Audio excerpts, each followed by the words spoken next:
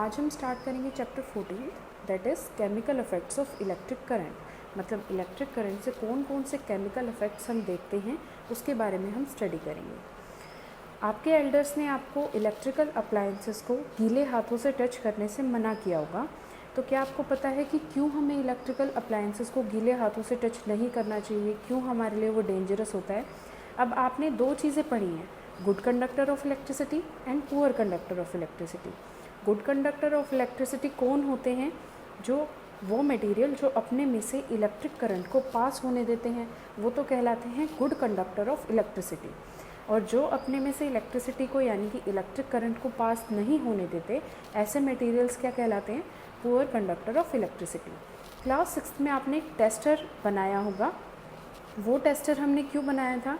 क्योंकि जो भी हमारे पास पर्टिकुलर मटेरियल है हमें ये चेक करना था कि क्या वो इलेक्ट्रिसिटी को कंडक्ट कर रही हैं कि नहीं, मतलब क्या उनमें से इलेक्ट्रिक करंट पास हो रहा है या नहीं।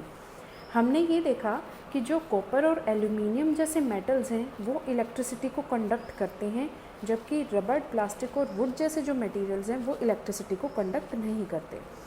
However, so far we have used our tester to test material which were in solid state. अभी तक हमने जो भी मटेरियल्स को टेस्ट किया है टेस्टर से वो सभी हमारे पास सॉलिड स्टेट में थे, लेकिन लिक्विड स्टेट के बारे में आपको क्या पता है? क्या लिक्विड जो होते हैं वो इलेक्ट्रिसिटी को कंडक्ट कर सकते हैं? अब हमें यही फाइंड आउट करना है नेक्स्ट टॉपिक में। बूझो और पहेली want to remind you that one should not experiment with the electric supply from the main or a generator or an inverter. Use only electric cell for all the activities suggested here.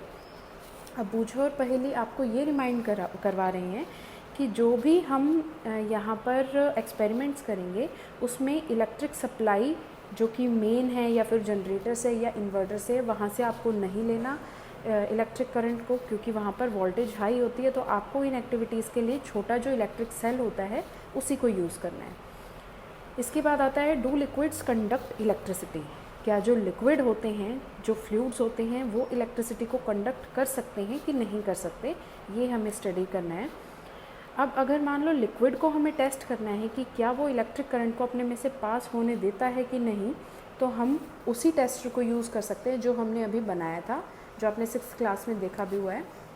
लेकिन वहाँ पर जो हमने एक cell लिया था उसकी जगह पर हमें क्या लेना पड़ेगा? एक बैटरी। बैटरी में क्या होते हैं? दो या दो से ज़्यादा सेल्स प्रेजेंट होते हैं, उसे हम बोल देते हैं एक battery.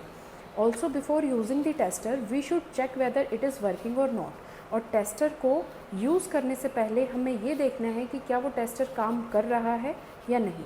Activity 14.1 join the free ends of the tester together for a moment. अब हम क्या करेंगे, जो टेस्टर है टेस्टर के दो फ्री एंड्स हैं उनको हम एक बार टच करके देखेंगे।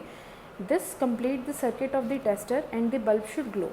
और क्या होगा? टच करने से, उनको कनेक्ट करने से जो सर्किट है वो कंप्लीट हो जाएगा, और सर्किट कंप्लीट होते ही जो हमने वहाँ बल्ब लिया है वो ग्लो कर जाएगा।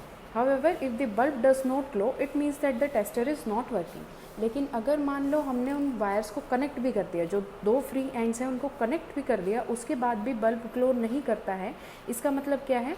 टेस्टर वर्किंग नहीं है, टेस्टर वर्क नहीं कर रहा है। क्या और भी कोई रीज़न्स हो सकते हैं? क्या ऐसा भी हो सकता है कि कनेक्शन लूज़ हो गया हो, या ऐसा भी हो सकता है कि जो हम बल्ब ले रहे हैं वो फ्यूज़ हो गया हो, या फिर ऐसा हो सकता है कि जो हमने सेल लिए हैं वो ऑलरेडी यूज्ड अप है। Check that all the connections are tight. तो हमें क्या करना है?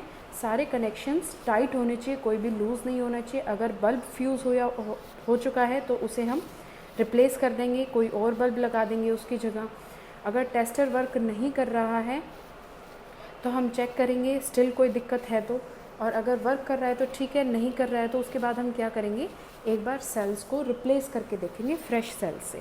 Now that our tester is working, let us use it to test the various liquids.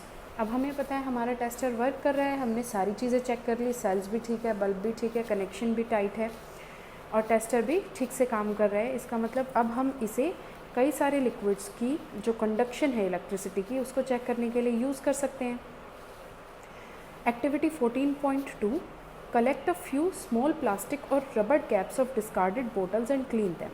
अब जो आपके पास जो भी कोल्ड ड्रिंक्स की बोतल होती हैं उनके जो कैप्स होती हैं उसको आप ले सकते हो, रबड़ की ले सकते हो या फिर प्लास्टिक की ले सकते हो, और उनको क्लीन करना है। पोर 1 टीस्पून ऑफ लेमन जूस और विनेगर इन 1 कैप। एक कैप में आप क्या करोगे, 1 टीस्पून लेमन जूस ले लोगे या फिर विनेगर ले लोगे, दोनों एसिड हैं, एसिडिक नेचर के हैं। Bring your tester over this cap and let the ends of the tester dip into lemon juice और vinegar as shown in figure 4.2। अब यहाँ पर फिगर 4.2 में आपको दिखाया गया है, हमें क्या करना है, टेस्टर को लेकर के आना है और जो टेस्टर के 2 फ्री एंड्स हैं उसे हमें कहाँ डिप करना है, जो हमने कैप में लेमन जूस लिया है उसमें। और हम क्या करेंगे, इस तरीके से इस टेस्टर का जो सर्किट है उसे कंप्लीट करेंगे। Take care that the end are not more than 1 centimetre apart because at the same time do not touch each other. अब हमें क्या ध्यान रखना है कि ये जो टेस्टर के दोनों फ्री एंड्स हैं जो आपको यहाँ पर दिखाई दे रहे हैं, इनके बीच में 1 सेंटीमीटर से ज़्यादा गैप भी नहीं होना चाहिए और ऐसा भी नहीं होना चाहिए कि आपस में टच कर रहे हो। इसको 1 सेंटीमीटर का गैप हमें देना है। Does the bulb of the tester glow. अब हमें ये करना है, हमें ये पता करना है कि ये जो बल्ब है टेस्टर में क्या ये ग्लो कर रहा है या नहीं। और अगर ये ग्लो करेगा तो हमें पता चल जाएगा कि जो हमने लेमन जूस और विनेगर लिया है वो इलेक्ट्रिसिटी को कंडक्ट करता है। और अगर ये नहीं करेगा तो हमें पता चल जाएगा कि ये पुअर कंडक्टर है इलेक्ट्रिसिटी का। तो यहाँ पर हम ये देखेंगे, जब लेमन जूस के केस में हम देखेंगे तो आगे आपको एक्सप्लेनेशन दे रखी है। When the liquids between the 2 ends of the tester allow the electric current to pass, the circuit of the tester becomes complete.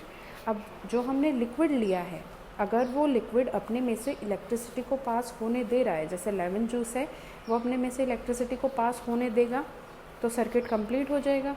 Circuit complete होने का क्या मतलब है, बल्ब ग्लो करने लग जाएगा।